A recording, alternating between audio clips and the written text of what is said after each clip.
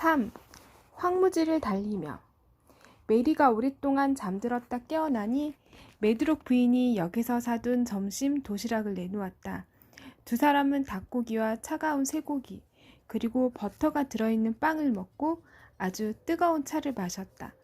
빗줄기는 한층 더 굵어져 마치 퍼붓는 것처럼 보였으며 역사를 오가는 사람들은 모두 비에 젖어 번들거리는 비옷 차림이었다.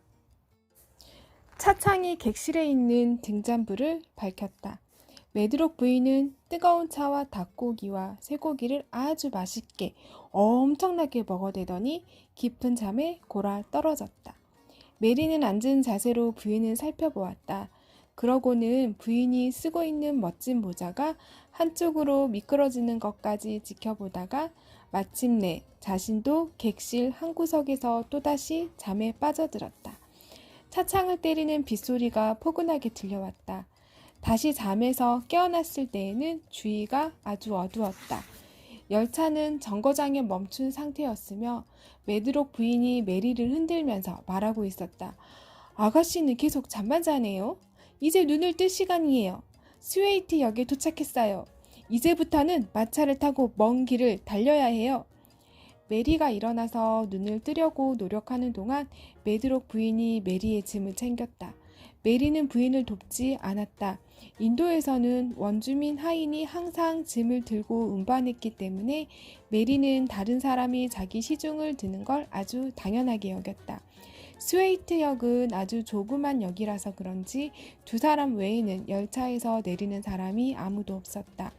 역장이 사람 좋은 표정으로 메드록 부인에게 다가가서 어름어름 말하는데 발음이 아주 이상했다. 메리는 바로 그게 요크셔 사투리라는 사실을 나중에 알았다. 대기 온 줄 알았단께. 저 아가씨를 대불고 옮겨? 메드록 부인이 메리를 향해 어깨 너머로 고개짓을 하며 똑같은 요크셔 사투리로 대답했다. 야, 바로 이 아가씨지라이? 아짐씨는 좀 어떻단가? 많이 나섰지라. 마차가 바깥에서 기다리고 있은께 싸게 가보소. 사륜마차 한 대가 조그만 플랫폼 앞 도로에 서 있었다. 마차도 근사했고 메리가 마차에 타는 걸 도와준 제복 차림의 하인도 근사했다. 하인의 기다란 비옷 외투와 모자에 둘러친 방수천에서 빗물이 반짝이며 떨어졌다. 뚱뚱한 역장을 포함해 어디에서나 빗물이 뚝뚝 떨어졌다. 하인이 문을 닫아주고 메리가 마부와 함께 마부석에 오르자 마차가 천천히 출발했다. 어린 소녀는 쿠션을 댄 구석 자리에 앉아 편안하게 앉았다.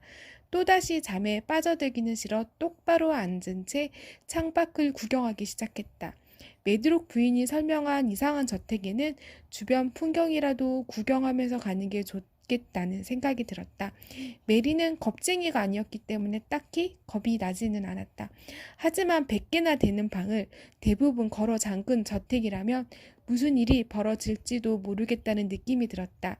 그것도 황무지 끄트머리에 서 있는 저택이라면. 그런데 황무지가 뭔가요? 메리가 갑자기 묻자 메드록 부인이 대답했다. 앞으로 약 10분 지난 다음에 창밖을 내다보면 알 거예요. 미셸, 황무지를 가로질러 한 7km는 달려야 장원이 나타나니까요. 지금은 밤이라 캄캄해서 많이 보이진 않겠지만 그래도 조금씩은 보일 거예요. 메리는 더 이상 묻지 않고 어두운 구석에서 두 눈을 창문에 고정시킨 채 가만히 기다렸다. 마치 등잔불이 품어내는 빗줄기가 앞쪽을 밝혀주어서 지나치는 풍경을 살짝이나마 구경할 수 있었다. 마차가 역을 떠나 조그만 마을을 지나치는 동안 메리는 하얀 휘칠을 한 오두막 여러 채와 선술집에서 새어나오는 불빛을 보았다. 그 다음에 교회와 목사관, 그리고 오두막인지 상점인지 모를 곳에 장난감과 사탕을 비롯한 잡동사니를 팔려고 버려놓은 조그만 진열장도 지나쳤다. 그 다음에 마차는 큰 길로 접어들었는데 옆에서 울타리와 나무들이 스치듯 지나갔다. 그러고는 아주 오랫동안 아무런 변화가 없는 것 같았다. 최소한 메리에게는 아주 긴 시간으로 느껴졌다. 마침내 비탈진 산이라도 오르는 것처럼 말들이 훨씬 천천히 나아가기 시작했다. 이제는 울타리도 없고 나무도 없는 것 같았다. 아무것도 보이지 않는다는 게 더 정확한 표현이었다. 양쪽으로 짙은 어둠만 가득할 뿐이었다. 마차가 갑자기 멈추는 바람에 메리의 상체가 앞으로 쏠리고 창문에 얼굴이 눌렸다. 자, 이제부터는 확실히 황무지예요. 메드록 부인이 말했다. 마차 등잔불이 험해 보이는 도로에 노란 불빛을 뿌렸다. 낮은 초목과 덤불을 가로지르며 뻗어나간 도로는 결국 사방에 가득한 거대한 어둠에 파묻히고 말았다. 바람이 거칠고 나지막한 소리를 내며 밀려들었다. 여기가 바다는 아니지요? 그렇죠. 메리가 고개를 돌리며 묻자 부인이 대답했다. 네, 아니에요. 들판도 아니고 산도 아니에요. 여긴 황무지예요. 희스꽃과 금작화 말고는 아무것도 안 자라고 야생 당나귀와 양 말고도 사는 게 없는 황량한 땅이 수십 킬로미터나 야생 당나귀와 양 말고는 사는 게 없는 황량한 땅이 수십 킬로미터나 펼쳐져 있죠. 바다 같은 느낌이 들어요. 저 위에 물만 있다면요. 지금도 바다 같은 소리가 나요. 저건 덤불 사이로 바람이 불어대는 소리예요. 내가 보기에는 황량하고 끔찍한 곳이지만 이곳을 좋아하는 사람도 많아요. 희스꽃이 활짝 필 즈음이 특히 좋대요. 마차는 어둠 사이로 달리고 또 달렸다. 소낙비는 멈췄지만 바람이 밀려들어서 이상한 휘파람 소리를 만들어냈다. 도로는 오르막에서 내리막으로 바뀌었다. 조그만 다리를 서너 차례 지나갔는데 그 밑에서는 물이 엄청나게 커다란 소리를 내며 아주 빠르게 내달렸다. 메리는 마차의 종착지가 결코 나타나지 않을 것 같다고 느꼈다. 드넓고 황폐한 황무지는 광대한 검은 바다고 자신은 지금 그 위로 난 한 줄기 마른 땅을 달리는 것 같았다. 어, 이곳이 싫어. 이곳이 싫어. 메리는 혼잣말을 하고는 가느다란 입술을 한층 더 꼭 깨물었다. 말들이 다시 비탈진 길을 올라가고 있을 때 메리는 처음으로 밝은 빛을 발견했다. 메드록 부인도 거의 동시에 그걸 발견하고 안도의 한숨을 길게 내쉬며 말했다. 아, 반짝이는 불빛이 조금이나마 보이니까 정말 반갑군요. 저건 문지기 숙소에서 나오는 빛이에요. 어쨌든 이제 조금만 더 가면 맛있는 차를 마실 수 있겠네요. 메드록 부인이 말한 조금만 더 가면 는 마차가 정문을 지나고 나서도 쭉 뻗은 길을 3km나 더 달려야 한다는 뜻이었다. 정말 대단한 조금만 더 가면이었다. 길 양옆에 심어놓은 나무의 가지들은 꼭대기에서 서로 맞닿아 있었다. 그 탓에 메리는 어둡고 기다란 둥근 천장 아래를 달리고 있는 기분이 들었다. 마차가 둥근 천장에서 벗어나 넓은 공터로 들어서더니 길이는 엄청나게 길면서도 높이는 나지막한 저택 앞에 멈췄다. 그 건물은 돌이 깔린 앞마당을 아무렇게나 에워싼 것처럼 보였다. 처음에는 불빛이 새어나오는 창문이 하나도 없는 것 같았는데 마차에서 내려오니 위층 구석에 있는 방에서 희미하게 불빛이 보였다. 현관문은 엄청나게 커다랗고 육중했는데 신기하게 생긴 참나무판에 커다란 쇠못을 박고 거대한 쇠막대로 빗장을 질러 놓았다. 문이 열리면서 거대한 복도가 나타났다. 불빛이 너무 침침해서 메리는 벽에 걸린 초상화 얼굴과 갑옷 쪽으로는 눈길조차 주고 싶지 않았다. 돌이 깔린 바닥에 올라서니 메리는 자신이 아주 왜소하고 이상하고 초라한 검은 물체에 불과한 느낌이 들었다.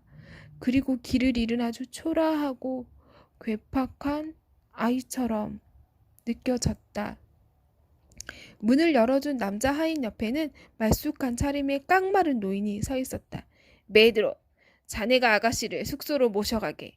주인님은 아가씨와 만나는 걸 원치 않으셔. 내일 아침에 런던으로 떠나실 예정이네. 노인이 쉰 목소리로 말했다. 그러자 메드록 부인이 대답했다. 알겠습니다, 피처 어르신. 무슨 일이든 분부만 내리세요. 기대에 어긋나지 않도록 하겠어요.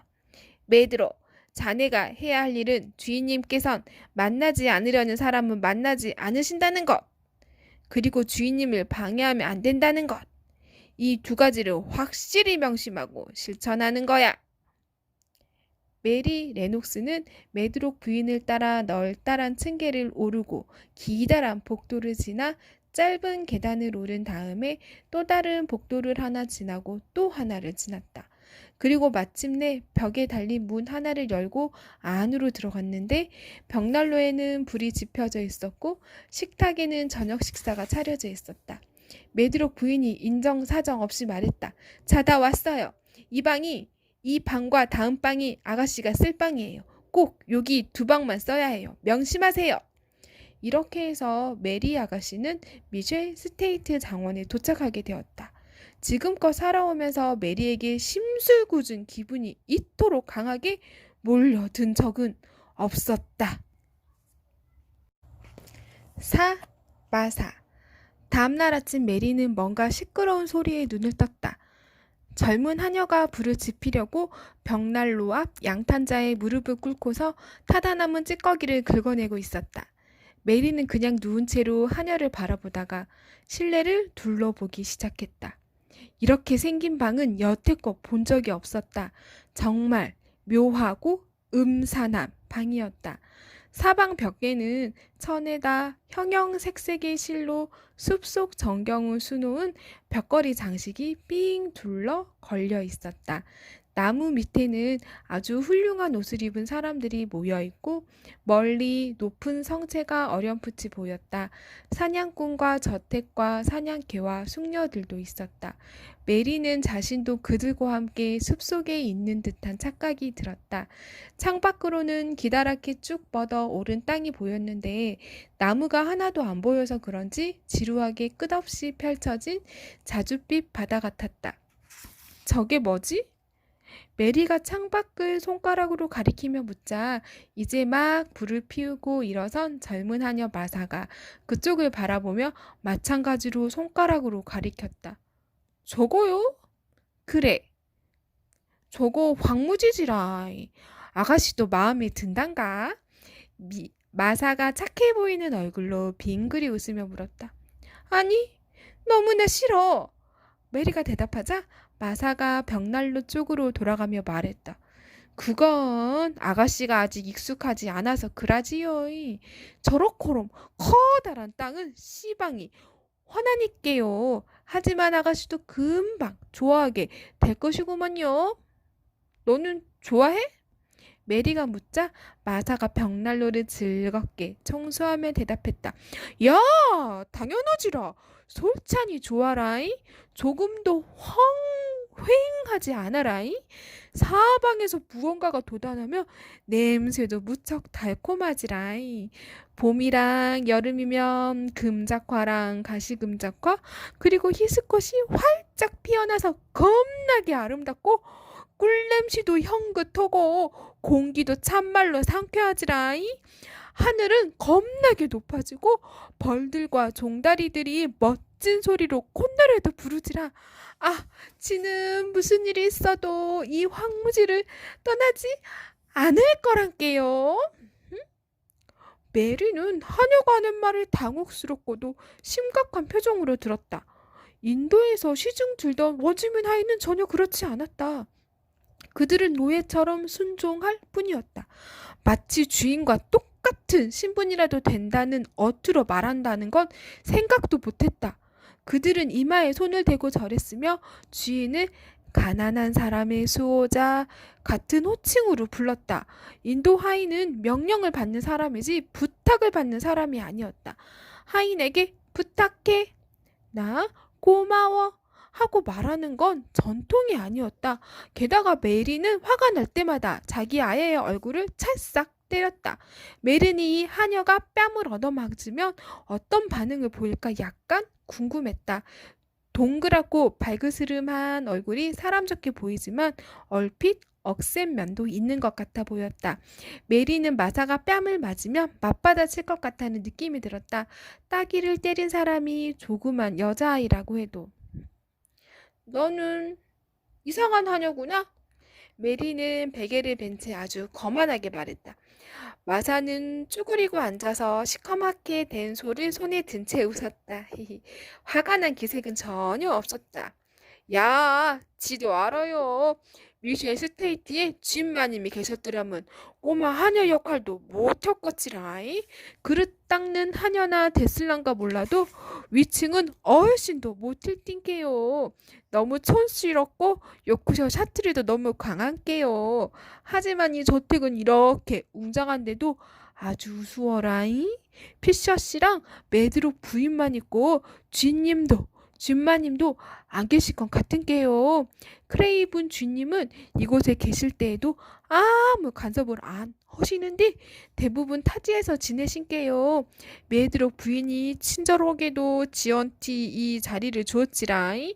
부인이 뭘 하는디 미셸 스테이트가 다른 커다란 저택 같았다면 절대 그렇게 못했을 거라네요.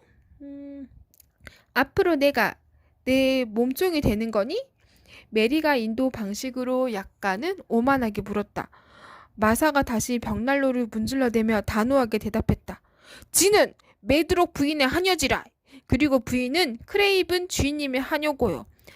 하지만 여기 위층에서 하녀 일을 하고 있으니까 아가씨 시중도 쪼까 들어야 하겠지요. 하지만 아가씨는 내 시중이 그리 필요 없을 거구만요. 그럼 내 옷은 누가 입혀주지?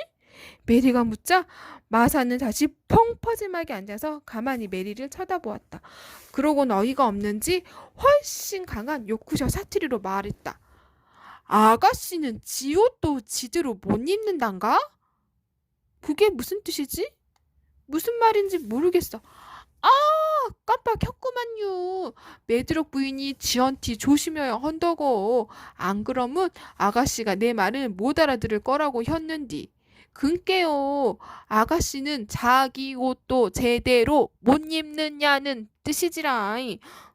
이 말에 메리는 아주 화난 표정으로 대답했다. 못 입어.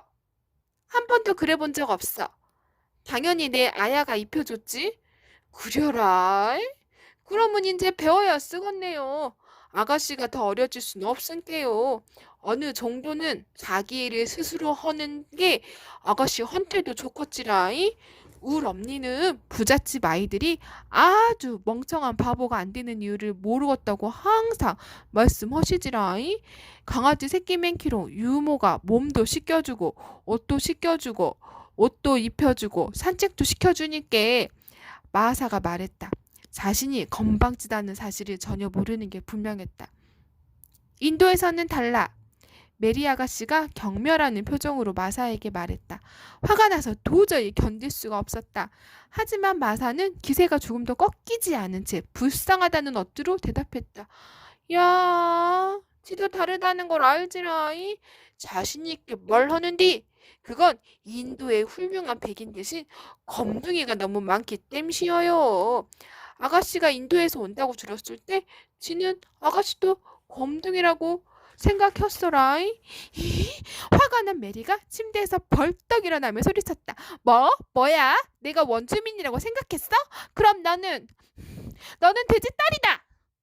마사가 멍하니 쳐다보았다. 화가 난 것 같았다. 누구한테 욕지거리래요? 못담시 성질 낸단가요? 어린 아가씨가 그렇게 말하면 못 쓴단게요? 지는 검둥이를 싫어하지 않아요. 교회에서 나눠둔 책자를 본게 그들은 언제나 신앙심이 깊다더라고요. 검둥이도 사람이고 형제라고 하대요. 지는 지금까진 검둥이를 본 적이 없어라. 그래서 이제 가차온 데서 검둥이를 보게 되었다고 생각한 게 아주 기분이 좋더만요. 오늘 아침에도 군부 집회로 들어왔다가 아가씨 침대까지 슬금슬금 걸어가서 이불을 조심스레 집어들고 살펴보았지라. 근데 굉장히 놀이끼리한 아가씨가 있더만요. 되려 내가 더 검더만. 메리는 치밀어 오른 분노와 수치심을 숨기려 하지 않았다. 내가 나를 원주민이라고 생각하다니. 내가 감히. 너는 원주민에 대해 아는 게 하나도 없어. 그들은 사람이 아니야. 그들은 허리 굽혀 절해야 하는 몸종이야. 너는 인도에 대해 하나도 몰라. 아는 게 하나도 없다고. 가만히 쳐다보는 마사를 보니 메리는 굉장히 화가 치밀면서도 무기력한 기분이 들었다. 불현듯 자신이 알고 있던 세계와 자신을 알아주던 모든 것에서 너무 멀리 떨어져 있다는 생각이 들며 끔찍한 외로움이 몰려들었다. 메리는 베개에 얼굴을 파묻고 엉엉 울어대기 시작했다. 너무 격렬하게 울어서 성격 좋은 요크셔 아가씨 마사조차 약간은 겁이 나고 아가씨가 안쓰럽다는 생각이 들 정도였다. 그래서 침대로 가서 몸을 숙이고 사정했다. 오메, 그래 울었으면 안 되지라이. 그러면 분명히 참말로 안 되지라이. 지는 아가씨가 고로고로 성질 났는지 몰랐단께요. 그려요. 지는 아는 게 하나도 없어라이. 아가씨 말이 맞아라이. 용서하시오 아가씨. 울지 말란께요. 마사의 이상한 요크셔 사투리와 강인한 어투에는 다정하고 편안하게 느껴지는 뭔가가 있었다. 이는 메리에게 좋은 영향을 주었다. 메리는 점차 울음을 멈추고 차분해졌다. 마사도 안심한 표정이었다. 인자 있나야 할 때여요. 메드록 부인이 지더러 요 옆방으로 아가씨 아침 식사랑 간식, 저녁 식사를 배달해야 한다고 그랬은게요. 옆방을 아가씨 놀이방으로 만들었지라이. 아가씨가 지금 침대에서 나오면 지가 아가씨 옷 입는 걸 도와드리지라이. 등에 달린 단추는 아가씨 혼자서 채울 수 없은게요. 마침내 메리는 일어나기로 결정했다. 마사가 옷장에서 가져온 옷은 메리가 지난밤에 메드록 부인과 함께 올 때 입었던 옷이 아니었다. 메리가 말했다. 그건 내 옷이 아니야. 내 옷은 검정색이야. 하지만 두툼한 하얀색 순모 외투와 드레스를 쳐다보며 메리는 이내 시큰둥하게 덧붙였다. 그게 내 옷보다 좋긴 하네. 요것이 아가씨가 입어야 하는 옷이지라이. 크레이빈 주님이 메드록 부인한테 런던에서 사오라고 명령하셨은게요. 주님이 이렇게 말씀하셨지라이. 어린애가 검은 옷을 입고 길 잃은 영혼처럼 돌아다니게 할 순 없어. 그러면 이곳은 훨씬 슬픈 곳이 될 거야. 밝은 옷을 입히도록 하게. 울 엄니는 주님 말씀이 무슨 뜻인지 알겠다고 말씀하셨지라이. 엄니는 언제나 사람 말을 잘 알아들어라이. 그리고 검은 옷은 안 입지라이. 나도 검은 옷은 싫어. 옷을 입는 과정은 두 사람 모두가 무언가를 배우는 과정이 되었다. 마사는 어린 여동생과 남동생이 옷을 입을 때 단추를 끼워준 적은 많지만 손과 발도 없는 것처럼 그냥 가만히 선 채로 다른 사람이 옷을 입혀주기만 기다리는 아이는 생전 처음이었다. 그래서 메리가 말없이 한쪽 발을 내밀 때 물었다. 아가씨는 자기 신발도 제대로 못 신는감요? 내 아야가 신겨줬어. 그게 전통이야. 메리가 가만히 마사를 바라보며 대답했다. 메리는 그게 전통이야 하는 말을 자주 했다. 원주민 하인들은 항상 그렇게 말했다. 조상들이 수천 년 동안 하지 않던 걸 하라고 시키면 그들은 온순한 표정으로 그건 전통이 아닙니다 하고 대답했으며 그러면 말을 꺼낸 사람은 이제 더 이상 거론해도 아무 소용 없다는 걸 깨달았다. 남이 옷을 입힐 수 있도록 인형처럼 가만히 서 있는 것이 전통이었다. 하지만 아침 먹을 준비를 하는 동안 메리는 미쉐 스테이트 장원의 생활이 메리가 알고 있는 전통과 많이 다를지도 모르겠다는 의심이 들기 시작했다. 이러다 보면 결국에는 신발과 양말을 직접 신고 떨어뜨린 물건도 직접 줍게 될 것 같았다. 만일 마사가 젊은 귀부인의 시중을 들면서 충분히 훈련을 받은 세련된 하녀였다면 훨씬 더 고분고분하고 예의 바르게 행동했을 터이며 따라서 아가씨의 머리를 빗기고 부추를 신겨주고 떨어진 물건을 주워 치우는 게 자기 임무라는 걸 알았을 것이다. 하지만 마사는 아무 훈련도 못 받은 요크셔 촌뜨기에 불과했다. 마사는 황무지 오두막에서 태어나 어린 동생들과 지지고 볶으며 사느라 바빴을 것이다. 어린 동생들은 자기 일을 스스로 알아서 했을 테지만 갓난아기 혹은 이제 막 걸음마를 배우느라 툭하면 쓰러지는 동생들도 마사가 돌봐야 했을 것이다. 마사는 그런 일들을 하느라 다른 일은 꿈도 못 꿔봤을 게 분명하다. 만일 메리 레녹스가 주변과 쉽게 어울리는 명랑한 아가씨였다면 아마 마사의 수다에 금방 폭소를 터뜨렸을 것이다. 하지만 지금은 마사의 격식 없는 태도를 의아하게 여기며 냉정하게 들을 뿐이었다. 처음에는 아무런 관심도 없었지만 마사가 성격 좋고 소탈한 방식으로 계속 떠들어대자 그 말에 점차 끌리기 시작했다. 야, 아가씨도 지 동생들을 꼭 봐야 한단께요. 우리 형제는 모두 12인데 우리 아버지는 일주일에 16실링만 벌어오지라잉. 그럼 우리 언니는 그 돈으로 오트밀 죽을 만들어서 우리 모두를 먹이지라잉. 동생들은 하루 종일 황무지에서 뒹굴며 노는디 우리 언니는 황무지 공기가 아이들을 살찌운다고 말씀하셔라이. 엄니는 아그더리 야생 망아지 새끼맨 기롱 풀을 뜯어 먹는 게 분명하다고 헌단께요. 우리 디코는 13살인데 자기 거라고 우기는 어린 망아지도 한 마리 있지라이.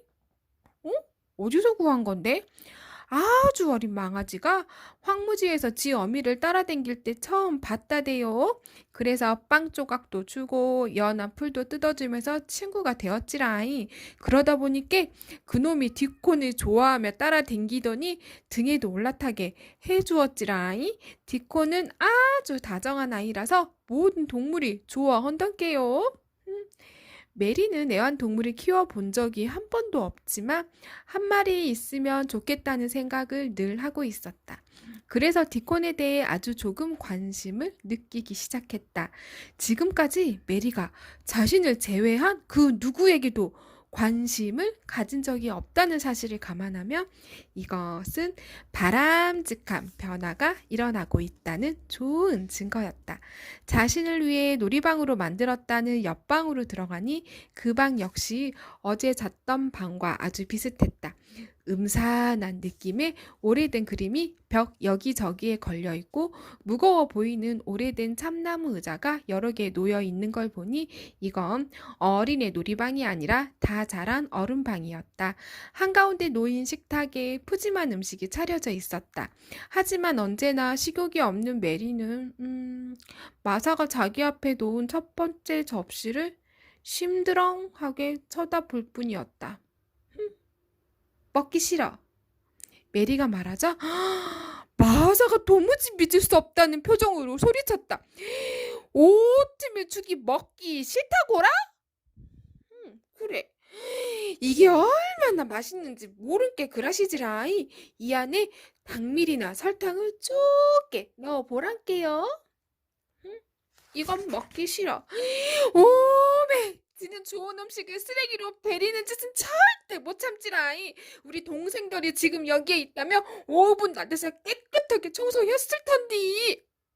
왜? 왜라고라이? 동생들은 지금까지 뱃속을 가득 채운 적이 거의 없기 때문이지라이. 어린 독수리나 여우 새끼 돌면 기롱 굶주리고 있은게요.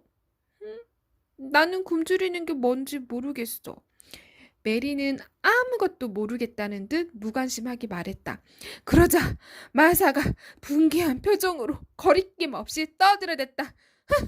어쨌든 이걸 먹는 게 아가씨한테 좋겠구만요.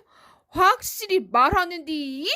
지는 맛있는 빵과 고기를 가만히 앉아서 쳐다만 보는 사람을 견딜 수가 없을게요. 장담해요. 디콘이랑 피리랑 제인을 비롯한 동생들 앞치마에 여기 있는 걸 모두 담아주면 얼마나 좋을까나이. 그럼 이걸 가져다가 동생들한테 주지 그래? 이건 지 것이 아니지라. 그리고 오늘은 밖에 나가는 날도 아니고 한 달에 하루씩 쉬러 밖에 나가는디. 그러면 집에 가서 집 청소를 싹 해치우고 울 언니가 하루 쉴 수 있게 해드리지라잉. 메리는 차를 마시고 식빵을 조금 떼서 마멀레이드와 함께 먹었다. 따뜻하게 챙겨 입고 얼른 나가서 놀도록 하셔요.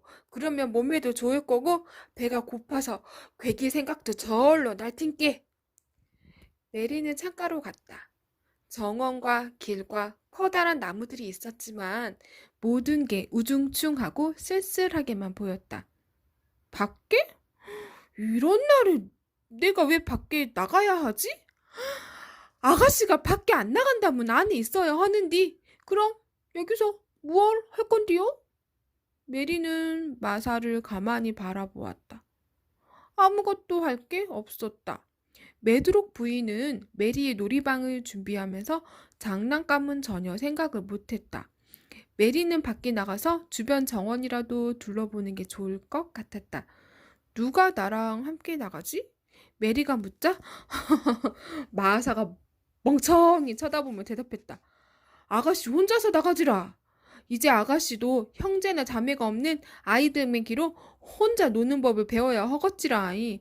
우리 디코는 혼자 황무지에 나가서 몇 시간이고 논단께요.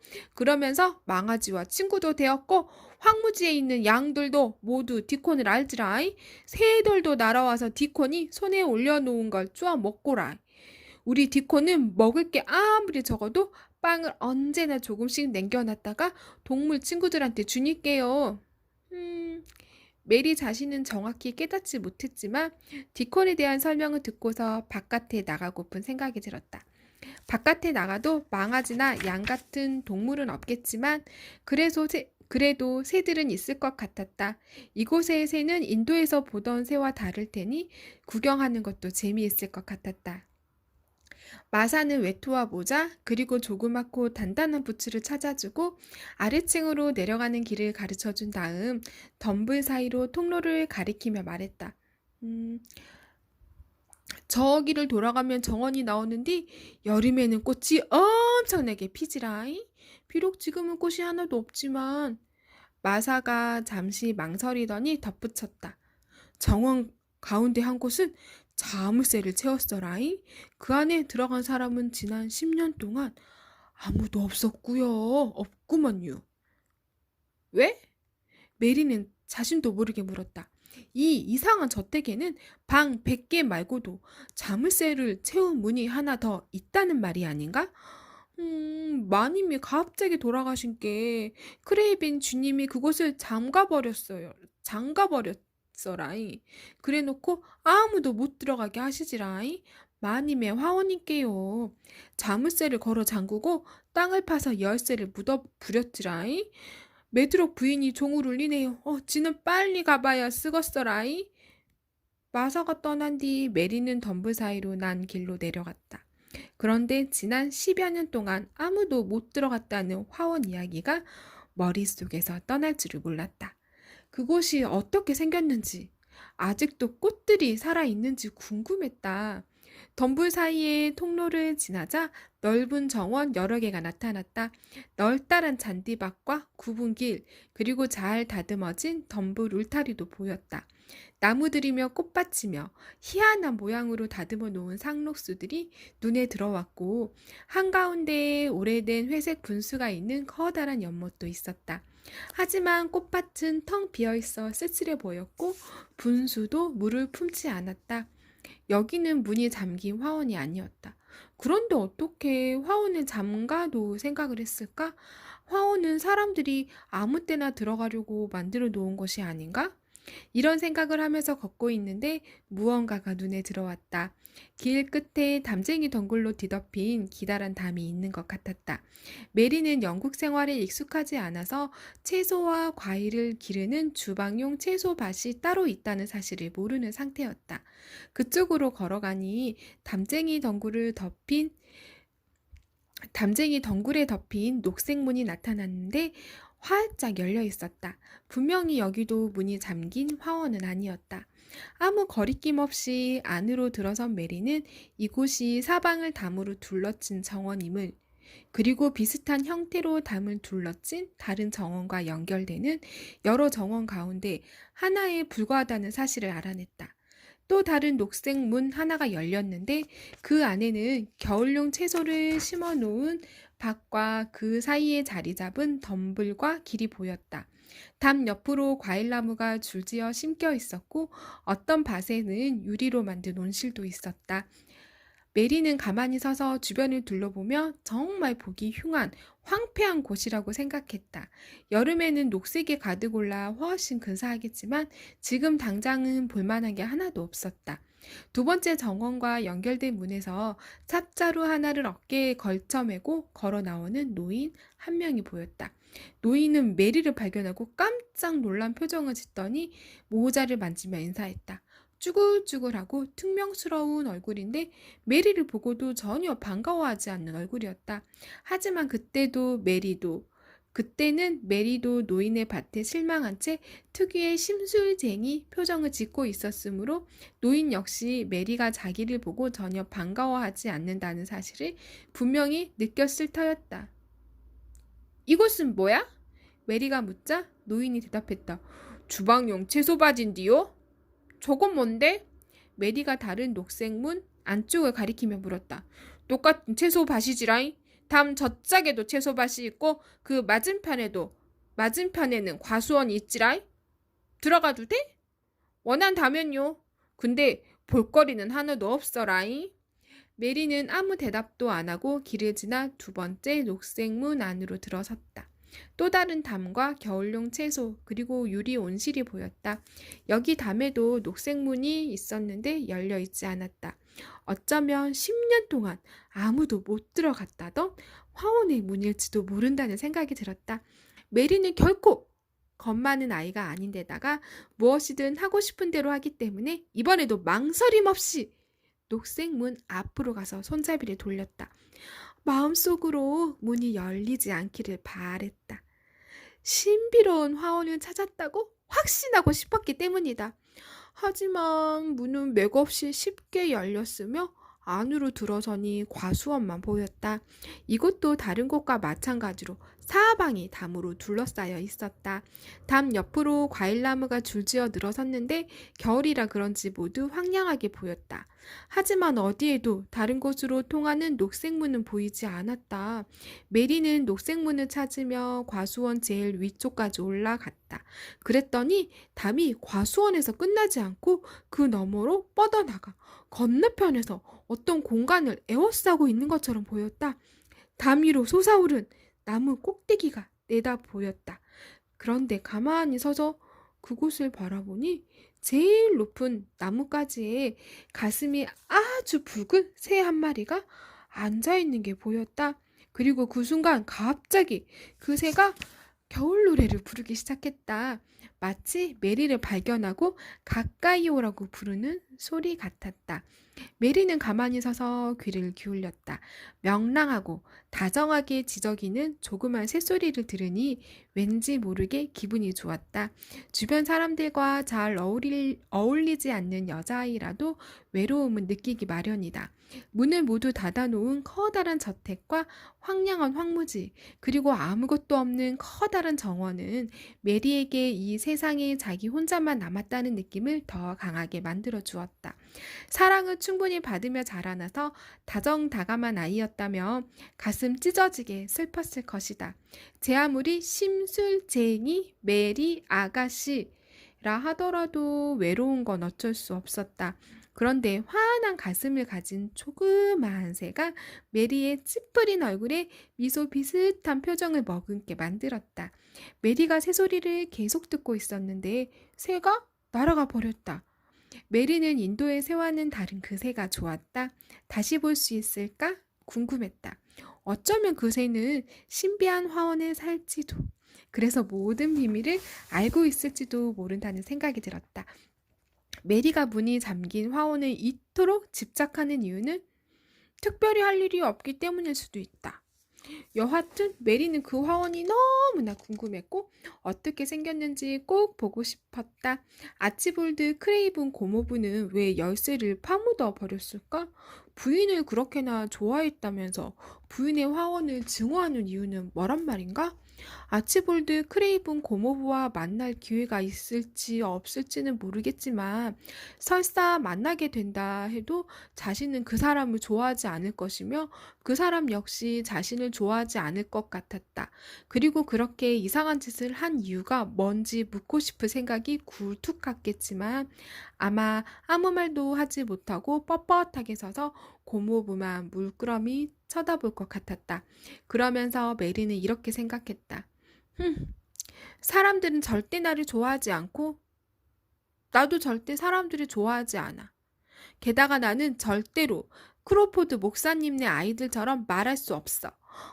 그 아이들은 항상 떠들고 웃어대서 정말 시끄러웠어. 메리는 조그만 새에 대해서 그리고 그 새가 자신에게 불러준 노랫소리에 대해서 생각하다가 그 새가 앉아있던 나무 꼭대기를 떠올렸다. 그러고는 갑자기 걸음을 멈췄다. 그 나무가 있는 곳이 비밀의 화원일 거야. 분명히 그럴 거야. 그곳을 에워싼 담원이 있는데 들어가는 문은 없잖아? 메리는 아까 들어갔던 주방용 채소밭으로 돌아가서 땅을 파는데 열중하는 노인을 찾았다. 그리고 그 옆으로 가서 메리 특유의 약간 차가운 시선으로 한동안 쳐다보았다. 노인이 아무런 관심을 보이지 않자 마침내 메리가 입을 열었다. 다른 정원에 갔다 왔어. 아가씨를 막을 게 없을게. 노인이 무뚝뚝하게 대답했다. 과수원에도 갔었어. 아가씨를 물만한 강아지가 문에서 지키는 것도 아닌게. 그런데 다른 정원으로 들어가는 문이 안 보였어. 노인이 삽질을 잠시 멈추고 거친 목소리로 물었다. 어떤 정원? 담 건너편에 있는 정원. 나무들이 있는 정원 말이야. 나무 꼭대기를 봤어. 가슴이 붉은 새 한 마리가 나뭇가지에 앉아 있었는데 노래를 불렀어. 놀랍게도 풍파에 찌든 무뚝뚝한 노인의 얼굴 표정이 갑자기 바뀌었다. 희미한 미소가 서서히 번져나가 완전히 다른 얼굴로 보일 정도였다. 사람이 미소를 지으며 훨씬 멋져 보인다는 사실이 정말 신기하게 여겨졌다. 이런 생각이 든 건 처음이었다. 노인이 과수원 쪽을 바라보며 휘파람을 불어댔다. 나지막한 휘파람 소리가 정말 다정하게 들렸다. 메리는 이렇게 무뚝뚝한 노인이 어떻게 이런 매혹적인 소리를 만들 수 있는지 이해할 수가 없었다. 그와 거의 동시에 놀라운 일이 일어났다. 조그만 날개를 파닥이는 부드러운 소리가 들리는가 싶더니 곧바로 가슴이 붉은 작은 새가 날아와서는 노인의 발치 바로 옆에 있는 커다란 흙덩어리에 가볍게 내려앉는 게 아닌가? 노인이 껄껄 웃더니 아이에게 말하는 것처럼 새에게 말했다. 아이고 어서 오란께. 그동안 어디 갔다 왔냐? 이 뻔뻔한 꼬마 거지야. 며칠 동안 안 뵈더만. 이런 계절에 벌써 짝짓기라도 하는 거요? 아이고 성질도 급한 놈 같으니. 작은 새가 조그만 머리를 한쪽으로 갸웃거리면서 부드럽게 반짝이는 눈으로 노인을 올려다보았다. 검은 눈동자가 마치 이슬방울처럼 보였다. 울새는 노인에게 아주 친숙한지 두려워하는 기색이 조금도 없었다. 주변은 쫑쫑쫑 뛰어다니고 흙을 열심히 쪼면서 씨앗이나 벌레를 찾았다. 그 모습을 보고 있노라니 메리는 아주 이상한 기분이 들었다. 새가 얼마나 예쁘고 명랑한지 마치 사람처럼 보였기 때문이다. 조금만 몸은 통통한 반면 입에서 삐쭉 솟은 부리와 가느다란 다리는 아주 섬세했다. 이 새는 할아버지가 부르면 아무 때나 와? 메리가 거의 속삭이는 어투로 물었다. 야, 그라지라이. 이놈은 겨드랑이에서 먹털이 날 즈음부터 지랑 알고 지냈은께. 다른 정원에 있는 둥지에서 나왔는데 담을 한 번 날다 넘더니 힘이 다 빠져갖고 며칠 동안 날지를 못할 때 지랑 친구가 되었지라이. 그러고 나서 다시 담을 넘어갔는데 딴 놈들이 모두 어디로 가고 아무도 없는 거요. 그래서 외로운 게 다시 나한테 돌아왔지라. 이 새는 무슨 샌데? 그것도 모른단가요? 야는 붉은 가슴 울새지라이. 새덜 가운데서는 질로 다정하고 호기심도 많은 놈인데 자기랑 친해지는 방법을 아는 사람한테는 강아지 맹키롱 잘 따르지라이. 저기서 부리로 먹이를 쪼아 먹으며 가끔 쳐다보는 걸 보란께요. 우리가 지 얘기를 하고 있다는 것까정 안단께요. 노인이 진홍색 조끼를 걸친 통통한 꼬마 새를 아주 자랑스럽고 사랑스러운 시선으로 바라보았다. 그런데 그런 노인의 표정이야말로 더없이 기묘하게 보였다. 노인이 낄낄거리며 말했다. 이놈은 자부심이 대단한 놈이지라이. 사람들이 지에 대해 뭘 하는 걸 들으면 좋아하니까요. 그리고 호기심은 정말이지.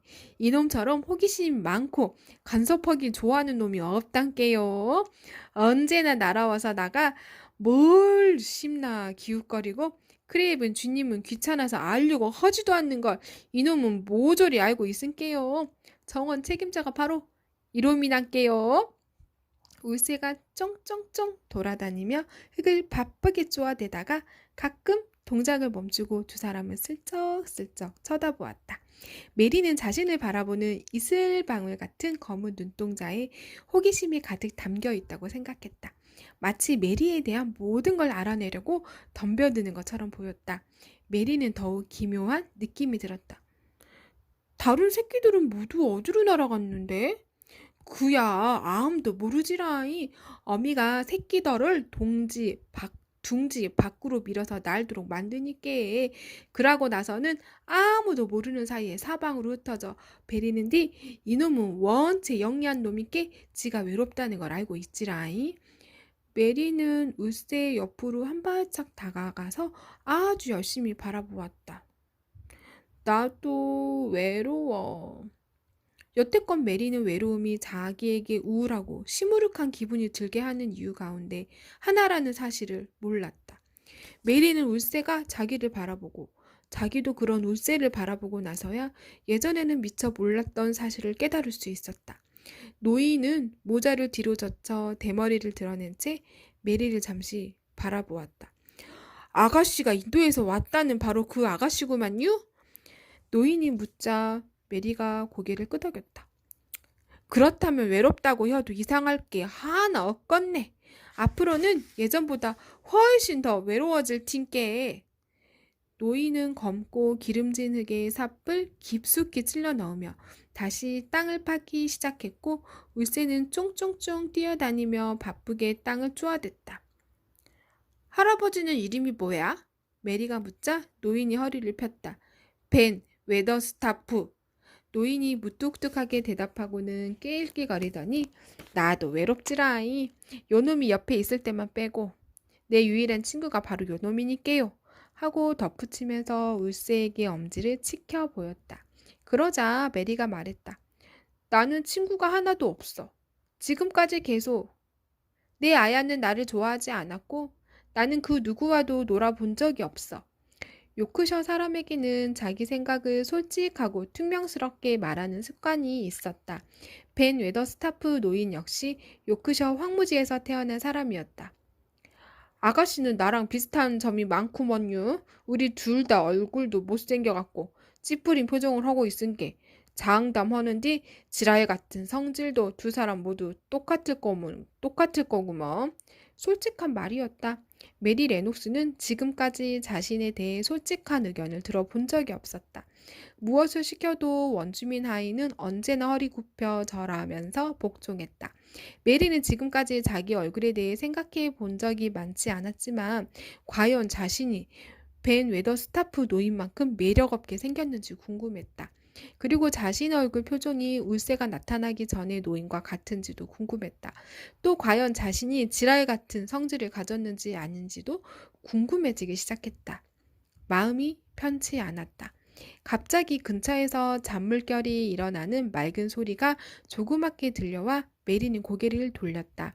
서너 걸음 떨어진 곳에 어린 사과나무 한 그루가 서 있었는데 울새가 그 나뭇가지로 날아올라 노래를 부르기 시작한 곳이다. 저 새가 왜 저러는 거야? 저놈이 아가씨랑 친구가 되기로 작정한 거지라이. 저놈이 아가씨한테 반하지 않았다면 지가 경을 치겠구만요. 나한테? 메리는 조그만 사과나무에 살며시 다가서서 울새를 올려다보았다. 나랑 친구가 될래? 그럴래? 메리는 사람에게 말하는 것과 똑같이 울새에게 말했다. 인도에 살 때처럼 거만하고 딱딱한 말투가 아니었다. 메리가 노인의 휘파람 소리를 듣고 놀랬던 것만큼이나 노인 역시 메리의 다정다감한 어투에 깜짝 놀랐다. 노인이 말했다. 야, 못돼 먹은 할멈구가 아니라 진짜 애기 미끼럼 다정하고 친절하게 말하네요. 디콘이 황무지에 있는 야생동물한테 말하는 건 맨키롬. 어? 디콘을 알아? 메리가 서둘러 고개를 돌리며 물었다. 아, 누구나 디콘을 알지라이. 디콘은 사방을 쏘다니께로. 검은 딸기도 그 애를 알고 히스꽃도 그 아이를 알지라이.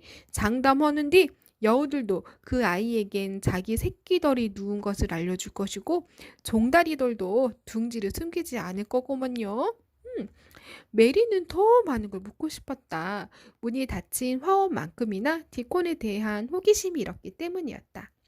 하지만 바로 그 순간 울새가 노래를 마치고 몸을 약간 흔들더니 날개를 활짝 펴고 날아갔다. 이곳 용건을 다 마치고 이제 다른 일을 하러 가는 것 같았다. 메리가 울새를 바라보며 소리쳤다. 저 새가 담 너머로 날아갔어. 과수원으로 날아갔어. 그리고 그 다음에 있는 담을 넘어서 문이 없는 화원으로 날아갔어. 그곳에 사니께요. 알도 거기서 깨고 나왔고라이. 짝짓기를 한다 해도 저곳에 있는 오래된 장미나무 사이에 사는 젊은 울새 아가씨랑 허겁지라이. 장미나무? 저곳에 장미나무가 있어? 10년 전에는 있었어라이. 노인이 중얼거렸다. 장미나무를 보고 싶어. 그 정원문은 어디에 있어? 틀림없이 어딘가에 있을 거야. 10년 전에는 있었지만 지금은 없어라이. 삽을 땅에 깊숙이 찔러 넣는 노인의 표정은 처음 보았을 때처럼 무뚝뚝했다. 문이 없다고? 틀림없이 있을 거야. 찾을 수 있는 문은 없어라이. 게다가 신경 써야 할 만큼 중요한 일도 아니고 괜히 간섭쟁이 촌색씨 마냥 아무데나 코를 킁킁 들이밀고 마셔요. 잉? 인자 지는 일어야 함께. 그만 가서 노시지라잉. 인자 지는 시간이 없은게요. 노인이 갑자기 삽질을 멈추고 삽을 어깨춤으로 올리더니 다른 곳으로 걸어갔다. 메리에게 눈길을 주거나 잘 가라는 말도 없었다.